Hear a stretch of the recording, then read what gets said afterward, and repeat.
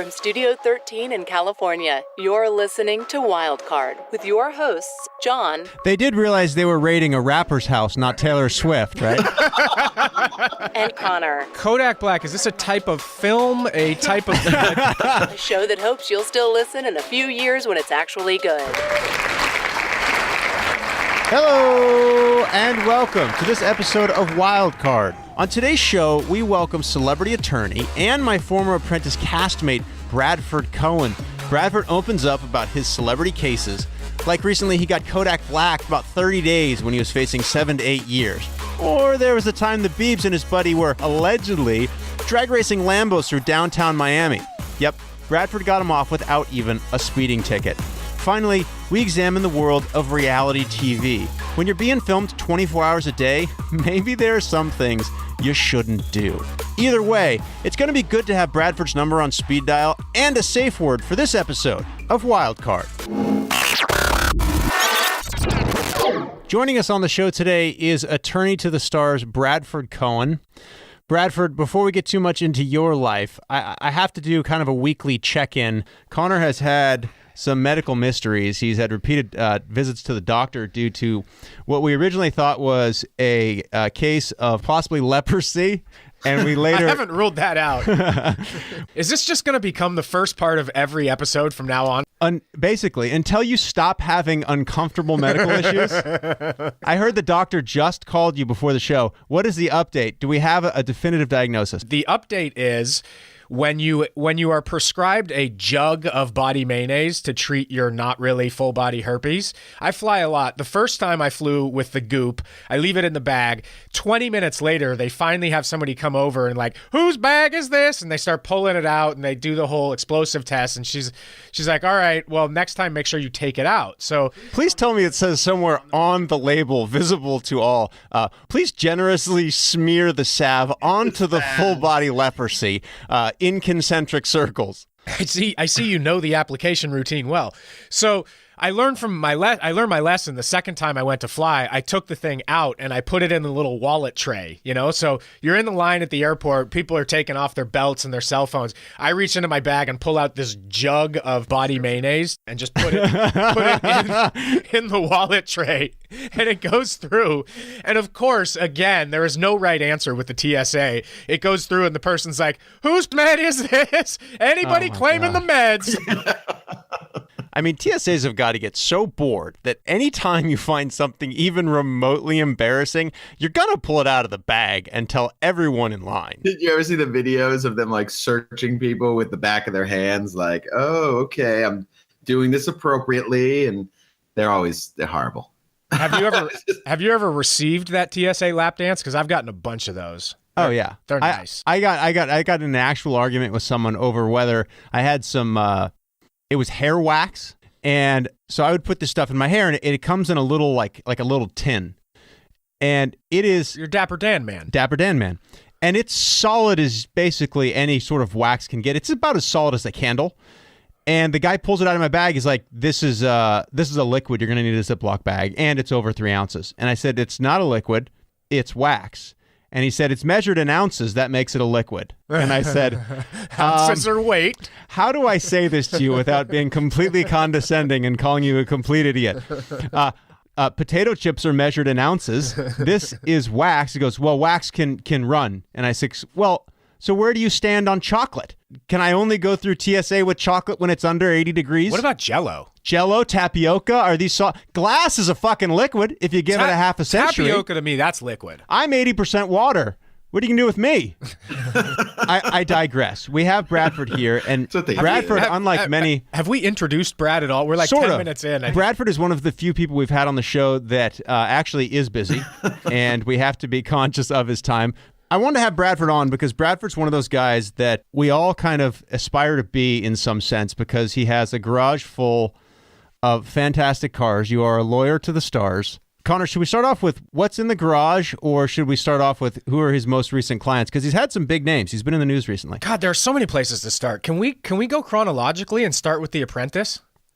We can start with The Apprentice. I think one of the most fun aspects and why so many people on the show got to know each other so well is because there was this thing called the Flop House.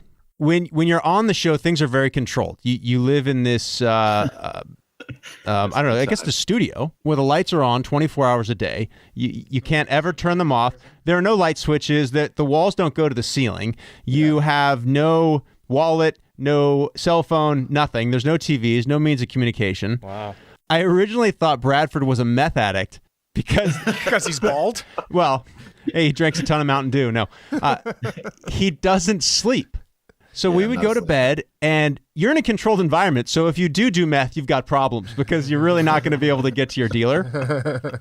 But he would be up. I mean, how many hours a night do you sleep? I probably get about 3 hours a night. No. But on the show, I think I was sleeping about 2.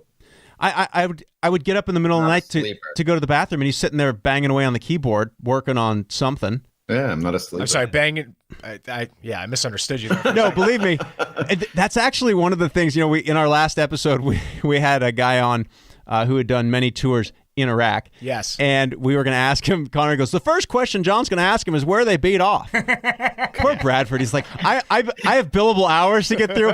I've got Kodak Black and Cardi B on the other line. This guy bills at $2,500 an hour, and he's sitting here listening to our dick jokes. Okay, so the flop was pretty awesome because you'd get, I say voted off the show, but you'd get fired, and then they couldn't let you go home because then the press would know in what order people were fired. At the time, The Apprentice was the #1 show on TV, so NBC signed a blank check. So we each got private apartments in a Trump building overlooking the water in New York, but it was like the world's most luxurious jail, kind of like what I imagined Pablo Escobar had. He had his like palace, but he was still in jail. Like he couldn't leave. No wallets, no cell phones. And NBC basically says anything you want to do, we'll pay for. Carte blanche. Doesn't matter. It was like that Eddie Murphy movie, Trading Places, when I first got there, and they were like, "Listen, you can order any food you want." I'm like, "I can order anything?" They're like, "Yeah, anything I want." They're like, "Yeah." I'm like, "Okay, I'll have 3 fillets." They're like, "Done." I'm like, "Holy shit, I can't order anything I want." It was So like we just went nuts. bottle service, whatever you want, didn't matter. Oh, 5 bottles of vodka, $800 each, done. Do it. But they would let you out of your fired cave at this point? Only to go out at night. You couldn't. It was super awkward because you couldn't say what you did. You had no phone, and you had no money. But you were also kind of a big pimp at the club because you had all these tables. So I'm single at the time, and we'd go to try to talk to girls, and he'd be like, "Can I buy you a drink?" And they'd be like, "Sure." And then you'd have to go get some PA from NBC who would come up with you to go pay for your drink. And you're not allowed to tell per your contract, like Millions in Damages, who this guy is. Right. So they're like, "Who's this guy?" And he's like, my assistant. And I'm like, "Can you buy us a drink?" And they're just like, "What?" And so he would buy the drinks. And then you'd like at the end of the night, you're like, "Oh, can I get your phone number?" Like, "Oh yeah, here, take mine." It's like, "Well, I don't have a phone." You don't have a phone, so you get the same little guy, the PA, to come back. You're like, "Can you put this woman's numbers in your phone?" And then at that point, she's like, "I'm out." Yeah. This is just so odd. You're either in the witness weird. protection program or Wasn't there a night, Bradford, where you spent the night speaking with a very, very beautiful woman, and then I went over, So far, it sounds real. and then. And I'm so oblivious to this stuff, but this one I actually caught. And I go over and you introduce me, and the hand, it was like shaking Hulk Hogan's hand. And then I looked up, and she had the red ribbon, the choker, around her neck. Yeah, I think her name was Bob. Yeah, exactly. Yeah, Her and name ended up being Bob. You told me a story, John, that the first night there was some Italian dude on your season. Russo. Yeah. Hey, He's talking about Carvin. gets in there the first night and decides that he's going to rip a beat his first night in the house. Rip a beat. Not realizing. Rumor. I heard that this is I wasn't sure if this was verified or not, but I did hear the rumor. It was like 2 days in because there are cameras everywhere, and when there isn't a camera person there, there's cameras in the corners. You're always on camera. And after like 2 days in, like it was not a very long period of time. Like I can go at this age, I'm like a masturbating camel. I can go a solid week. I can go a solid week before I even get a tickle. And so we were like 48 hours in, and he takes one of the producers aside. He's like, and I'm just kind of in earshot. So, there's not much privacy here. This is the worst Russo impression ever. It is the worst Russo. I think it's pretty solid. And then he kind of small talks for a little bit. He's like, "So, what?" And he gets in real close, gets kind of quiet. He's like, "Where do you carve?" and the person's like, I'm sorry, what? And I think it was even a female producer. He's like, carve. Tug one out, rub it, beat it, jerk. And he gave like way too many similes for the word carve. And the look on her face was so horrid. One, because men are pigs and we're disgusting and we have to constantly self-gratify. And secondarily, because it literally had been probably less than 48 hours. But hold on, you didn't finish the story. So then didn't he do it in his bed that night? I think he already did it by that point. Yeah. And like he was trying to find out. Maybe that was it. Maybe he had already thrown one down and he was asking where there is privacy because we pointed out to him that there were cameras in the corners of the room. There wasn't privacy in the first place he tried. No. And, I mean, the lights are never off. Never off. They're like, they dim them slightly, but like the lights are never you have to off. And because of the wireless like mics. Gitmo. Yeah, it is. I just envision these like two chubby 22-year-old production assistants sitting in the control room that night, like, he's not going to. He's doing it. Okay, we have made Bradford suffer through our stories of carving long enough. Bradford, you are a professional, and we need to treat you as such. You are a very high-profile defense attorney, a defense attorney to the stars, if you will, based out of Miami, Florida. You just had a big case with Kodak Black, who all the kids are saying is a pretty big deal. Yeah. Well, I've represented Kodak for probably about a year and a half. So originally, he had two other attorneys on his violation of probation case from last year. And then when it came to sentencing, I was brought on to try and negotiate a reasonable sentence. And he ended up getting about 30 days in jail. He was looking at 8 years. No shit. So, yeah. So what was it for? Can you start from the beginning? I'm sorry. Can I just... What is a Kodak Black? Just point of information here. Sure. Kodak Black, is this a type of film, a type of double barrel whiskey? Kodak Black is a legitimately world-renowned rapper. We're that old. Listen, now. The generation that's probably 35 and up, they probably don't know a lot of the new rappers, unless it's like Cardi B, who is kind of mainstream. But they probably don't know, a Tekashi 69. I'm sorry. 69. Did you say his name is Tekashi 69? There's a 69 in there. Yeah. Could he throw in a 420? So he's keeping it classy. That's nice. You got Uzi Vert. Got all these guys that XXX Extension. Got all these guys. My wife had mentioned a rapper the other day, and I think it's a guy Lil Dicky. Lil Dicky's great. Don't you get to choose your own rap name? Yeah, you can make. And if you get to choose your own rap name, do you really go with Lil Dicky, even if your name is Richard? Yeah, but that's his thing. That's part of his game is that he's. Is it ironic or he raps about it? He raps about it that he has a small penis. Oh my gosh! I'm not kidding you. I like this guy already. Oh my gosh! I like this guy. He just did it. I'm not a rap guy, but it just seems like from the handful of Puffy songs that I've heard on the radio, so much of rap is about bragging and bravado. And so I've always appreciated the skilo approach to, I wish I was a little bit taller. I wish I was a baller. Like the people who can be self-deprecating. That to me is more ironic. That's Lil Dicky. I like it. I like it. You're gonna like Dicky. I mean, he actually, the funny thing. So he just did an album with Chris Brown, but he has another song that's called "Save That Money." He's Jewish, and he has a song that's called "Save That Money." So he's a funny. Wait, why would that be funny? It just is. I can say that because he's Jewish, so it's funny. I know Bradford's Jewish, so I just wanted to kind of back him into a hole. Long story short is Kodak is a really well-known artist. He has signed other artists that are pretty well-known, and he got in some trouble when he was younger. And because he was in trouble for that, he got put on probation. He subsequently violated that probation by not being where he's supposed to be. And that was what happened in the first case. So that first case comes about, and I get him about 30 days in jail.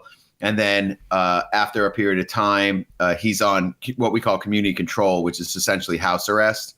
You're not allowed to go certain places. You're not allowed to do certain things unless you let your probation officer know. How do you do that when you're an entertainer? And the way you make your money is basically travel. Right. And then they put you on house arrest, which theoretically for most normal criminals makes sense. But if this guy's on probation for something he did as a youth, and now he's actually making money and, can I say, contributing to society? Yeah, I would say contributing to society. He's a good kid. Yeah, it's real difficult. So that's why, most of these guys that are artists have a very difficult time being on probation or house arrest. The same thing happened to Meek Mill or anybody. And there's a really well-known story that Sean Combs, when he was charged with a crime, he was talking to his lawyer, Ben Brafman, and they offered him probation. He was like, listen, I know that probation, they're going to violate me. They're going to put me in jail. Yeah. So I'd rather go to trial, and he ended up going to trial and winning. Wow. So, a lot of times probation is not the way to go on these cases for really high-end guys. You got to try and get the case dismissed. But was that, I can't remember, it was like Dr. Dre or somebody who was on house arrest and had a studio in his house and just kept working. Suge Knight. Was that who it was? Yeah, Suge Knight worked. I don't know if Dre worked. I don't know if Dre was actually ever under house arrest. I don't even know if Dre was ever arrested. He's actually a pretty good dude. But yeah, you can still keep working in your house and pumping out albums. But don't forget, you make the majority of your money through shows, touring, entertainment. Ultimately, the big money is in touring. So long story short is police raided his house, and there were some firearms in the house. There was, I think there was a firearm. There were some bullets in the house. There was some weed in the house. So they ended up, there's like 6 people that live in the house. They did realize they were raiding a rapper's house, not Taylor Swift, right? Right. Yeah. Isn't that just assumed? That is like... There should be a quota. Like, if we find more than 10 guns, seriously, we're going to be concerned. Yes. More than 3 pounds of weed, we have an issue. It wasn't that much weed, and there was only one gun. But long story short is there was like 6 people that were living in the house. What's that called in legal terms is constructive possession, meaning you didn't have actual possession where it was on you, on your person, or within your reach. So I was able to get all those charges dismissed, get him some time served, and he's going to be out in another couple months. And What's it like for you as a defense attorney? I would feel a tremendous amount of pressure, especially if you like these people. How much do you take on stress-wise, or do you kind of have to disconnect yourself from the outcome?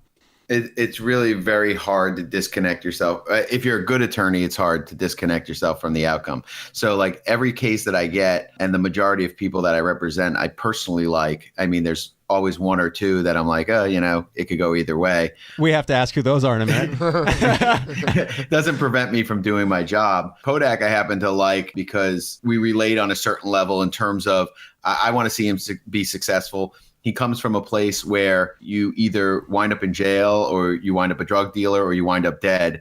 And he was able to take what he had, that talent that he had, and really make something of himself. I mean, he's a multimillionaire, and I want to see him to continue to be successful because I think that he deserves that success. I think that he's a smart kid. He's working on getting his GED. We've talked about getting him into college classes. So the answer to your question is it's very hard to distance myself from my clients because I like to see them succeed, especially where I feel they come from a place where not a lot of people succeed. Do you take kind of a little bit of like almost a coaching role in a situation like that where you've got people who have talent have been thrust into the spotlight and haven't necessarily had financial training, and now they got millions of dollars? Everybody wants a hand in their pocket. They got posses who want to take... Or conversely, do you follow the traditional path, which is to just become part of that posse and siphon off as much of their money as possible? That Aventador ain't going to buy itself. I take my job as an attorney as also as a counselor. So a lot of people come to me and they're in trouble or they're getting sued or whatever it is.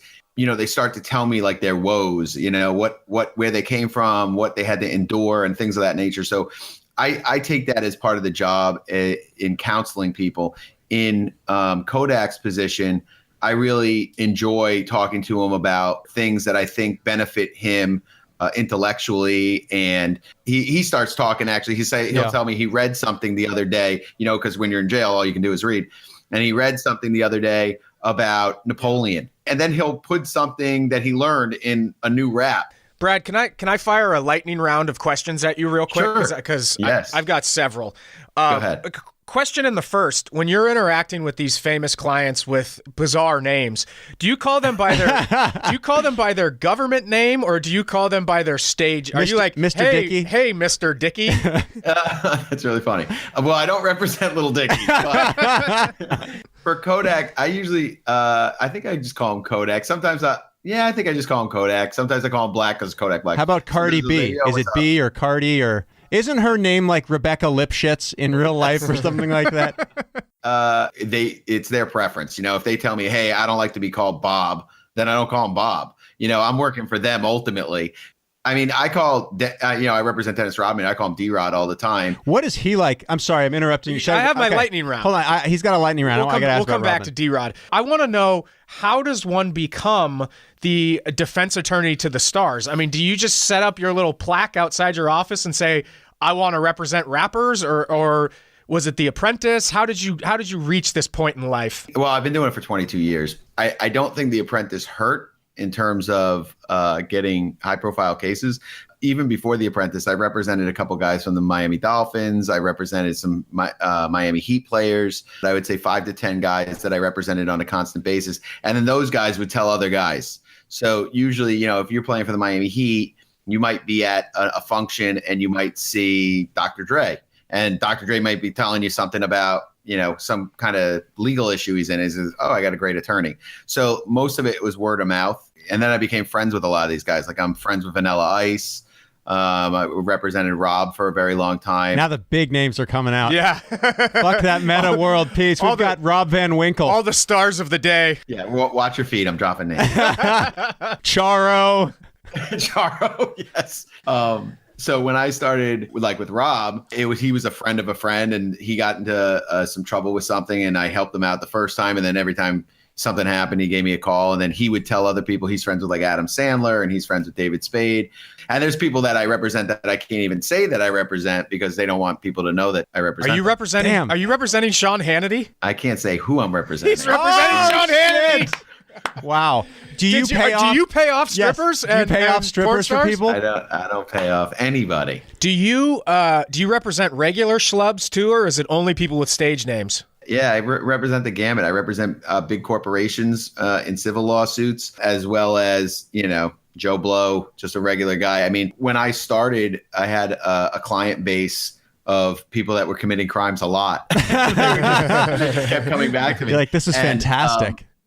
And those individuals had kids. I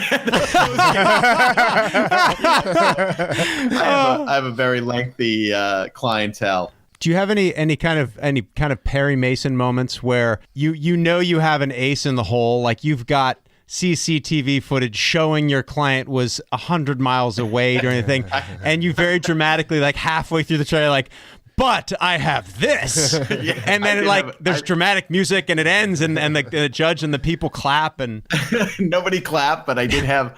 It went both ways. I actually had one case. You got screwed too? When I got screwed, yeah. When I was a very young attorney, I was maybe a year or two out of law school. One of my friends wanted me to cover this case for him.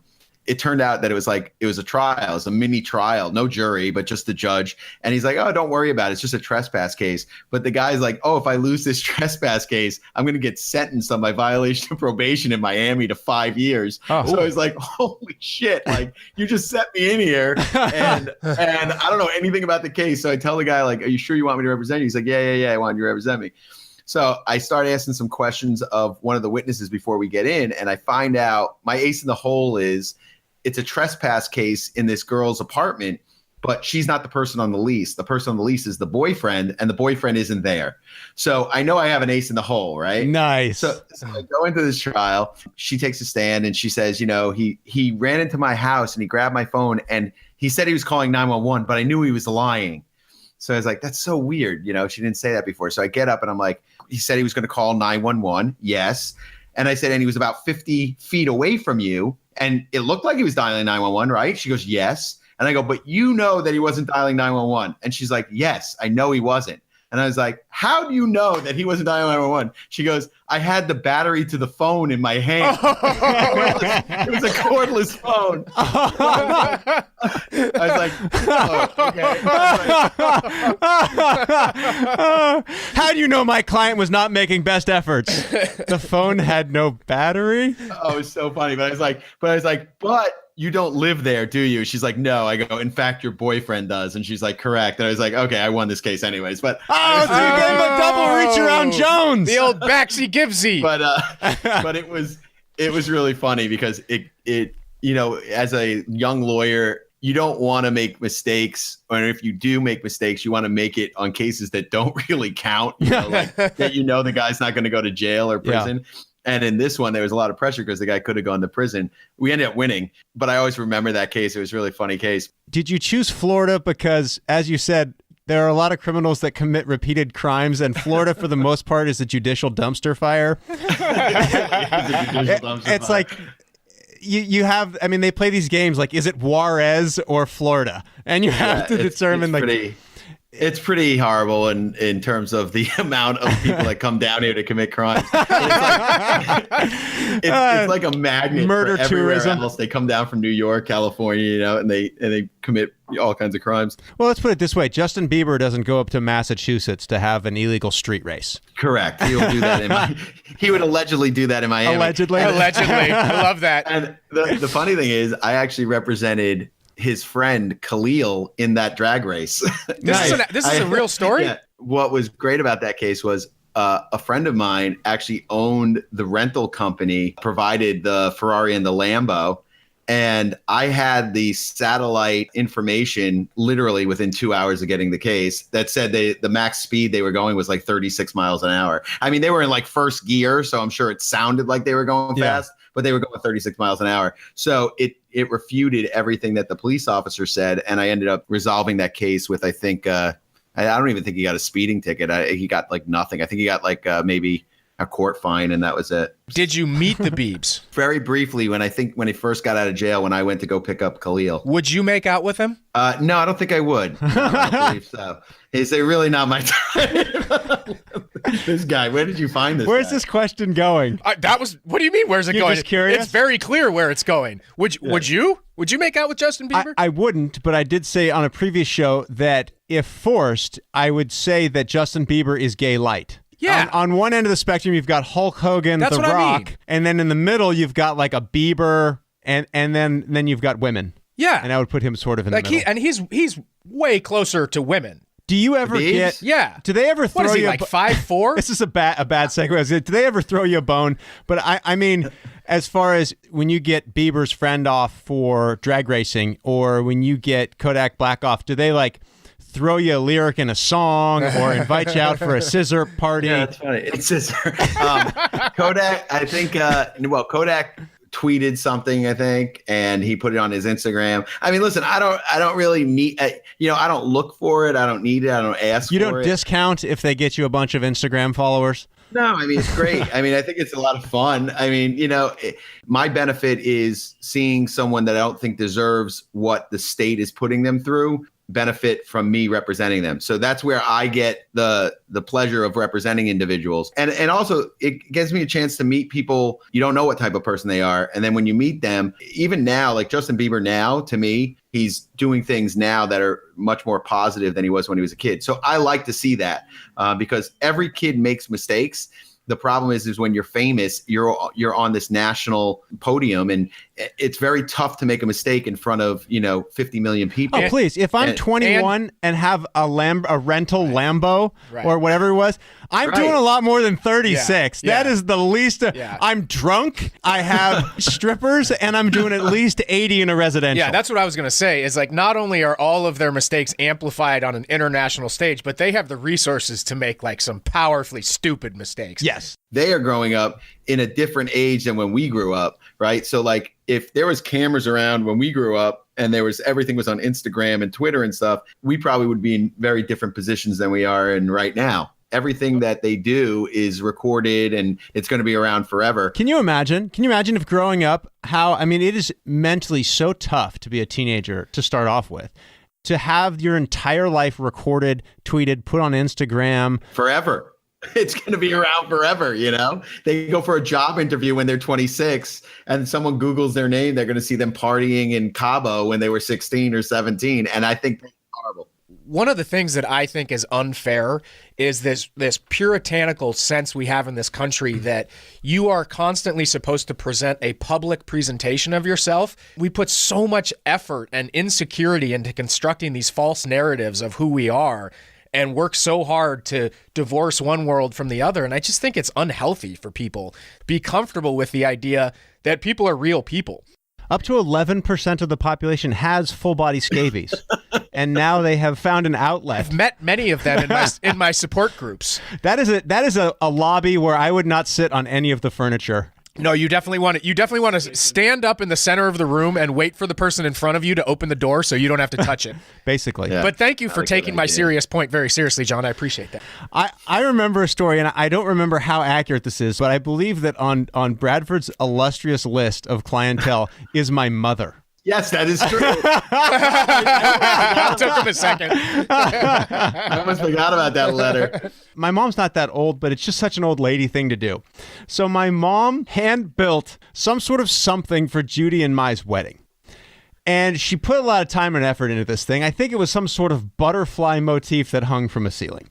When the wedding was over, one doesn't have a good place for butterfly motifs, so she puts this thing on the Craigslist. Somebody on Craigslist buys this, but apparently the person agreed to pay for shipping and didn't, or let's just say she sold an item on Craigslist and there was a dispute over the payment. I'm sorry, she retained the services. Oh, no, retained would mean she paid. So I'm talking to my mom about this, and she's like venting to me, and I'm like, yeah, that happens with eBay and Craigslist. You get burned sometimes. At least it wasn't like a flat screen TV. It was a paper mache duck or whatever the fuck it was.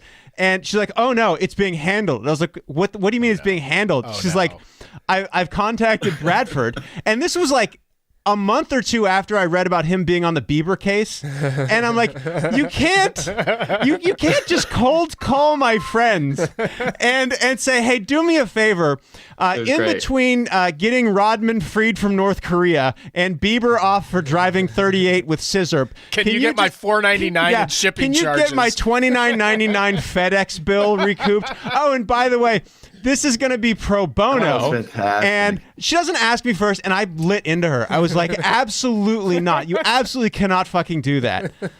Thank you for being such a good person and getting her papier-mâché duck back. Yeah, she was a great client. That phone call must have been pretty fun. Like, hi, my friend's mom, who I've never met. First of all, I have met many. We met at John's wedding. You probably forgot me. I'm not. You and I know. I remember you. But John, he's the one that best wedding gift ever. He takes me aside in the middle of the wedding. And he goes and he pulls out a wad of like a rapper's wad from his suit of hundies, and he goes. You got to take care of the kid on his wedding. How much you want? And just starts flicking hundies off. And then he just kind of like looked at me, like didn't even look down at the wad. Just eye contact, peeling hundies. And then he goes, that's enough.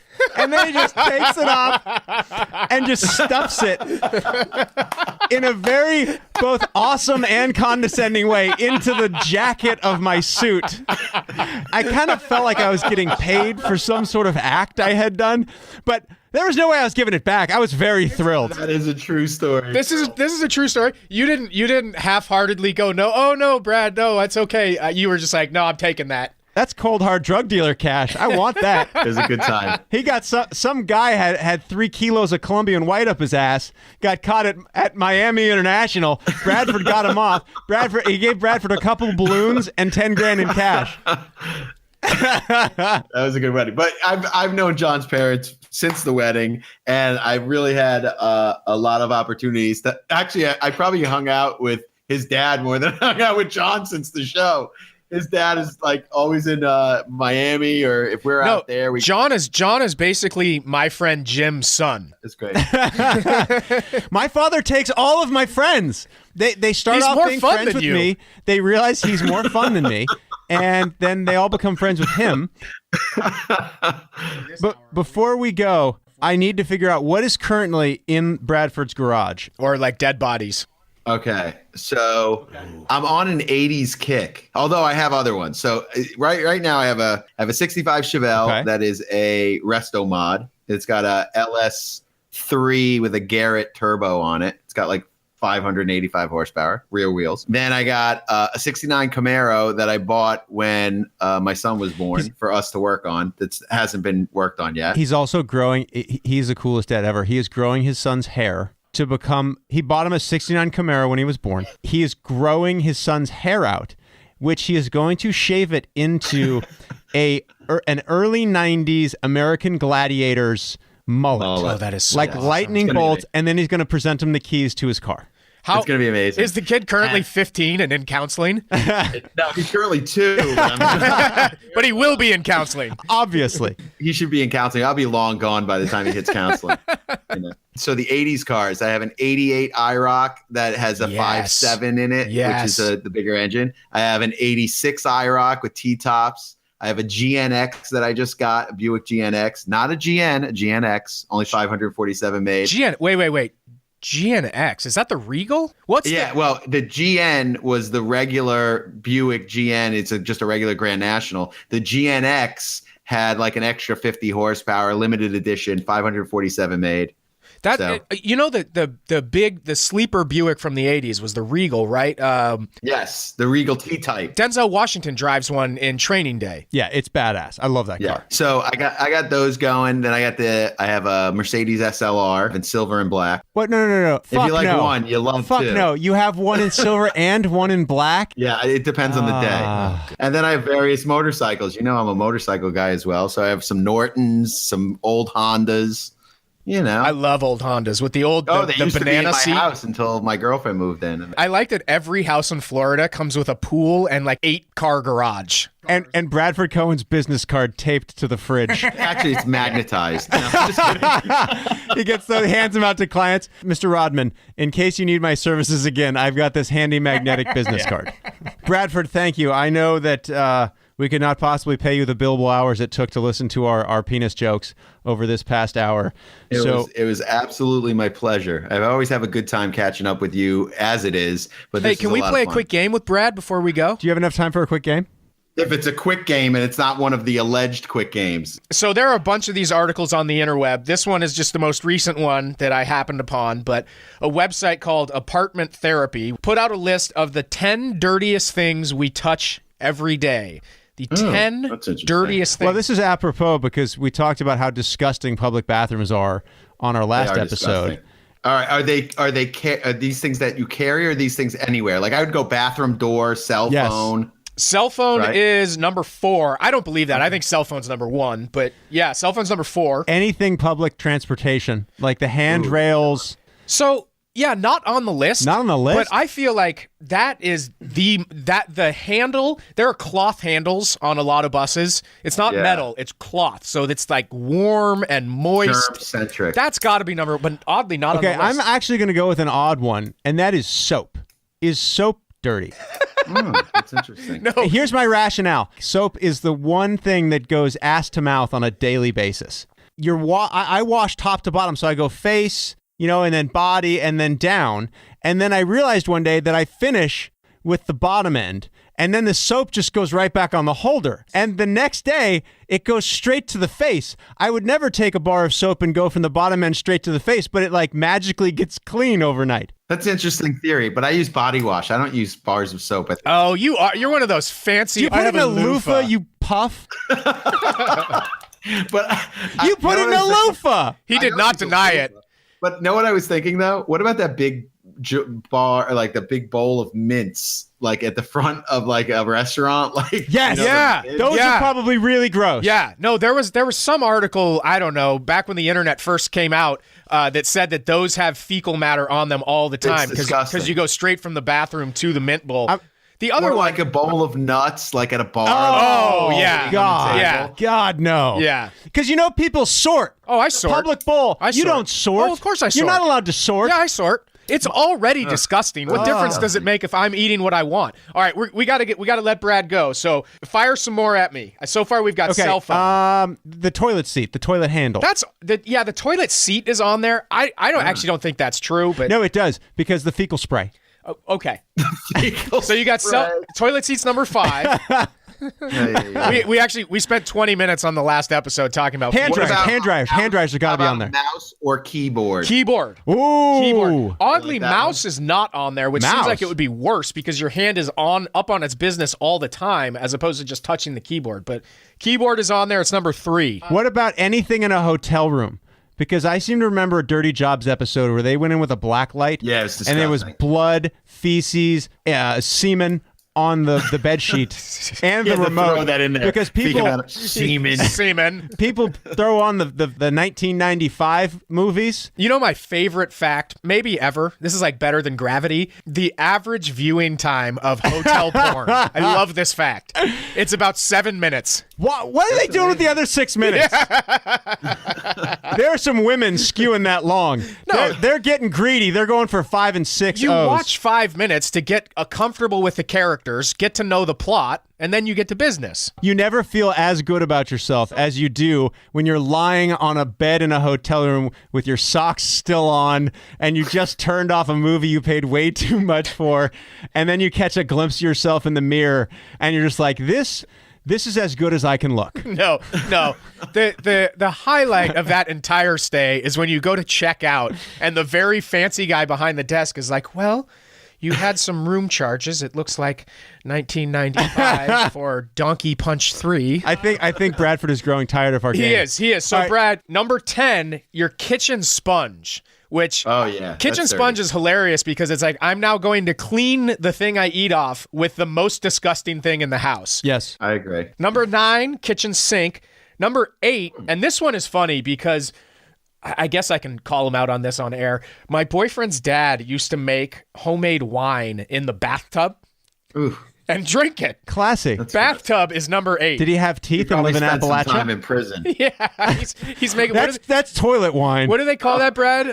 They call it buck. Oh, that's not what I was thinking of. The remote control is number 7. Number 6, I don't agree with the fact that you touch this every day. I agree it's gross, but the shopping cart. 5 is toilet seat. 4 is cell phone. 3 is computer keyboard. Number 2, Brad, John. Is Connor's genitals. Very close, actually. That's number 1. John is hung like a blank. Rhinoceros. That was born prematurely and has a very tiny, tiny penis. Elevator button. Light switch? I was being slightly more generous. The answer is light switch. You asshole. And number 1 is your wedding gift to John. Money. The Benjamins? Money. Wow. I mean, I'm sure the ones are way dirtier than the hundreds. Oh, they gotta be. The hundreds, apparently there's like traceable amounts of cocaine on all of it. Like every $100 bill. Yeah. On that note, after we have talked about all the dirty things in our lives, we must we've bid covered the gambit. Bradford to do. Bradford, will you come back another time? We have many games and many more things to discuss. Of course I will. This is So, fantastic. Brad, next time you're on, I want to play the game where I present you with hypothetical situations of offenses that I, as a rapper, have committed, and you defend me. I think I could make that happen. Who's going to be the judge? John will be the judge. John's going to be the judge. But Connor's and we're going to going- need his mom. We're going to need his mom in studio to be my jury. On that note, I want to thank our guest today, Bradford Cohen. We learned many, many things, including if you have a high-speed chase Allegedly. or simply a shipping dispute on Craigslist, you know the right guy to call. It's Bradford Cohen, the guy who uses a loofah. Thanks for listening to Wildcard. See live podcasts and pics from the show on Instagram and Facebook, or visit us online at wildcardshow.com.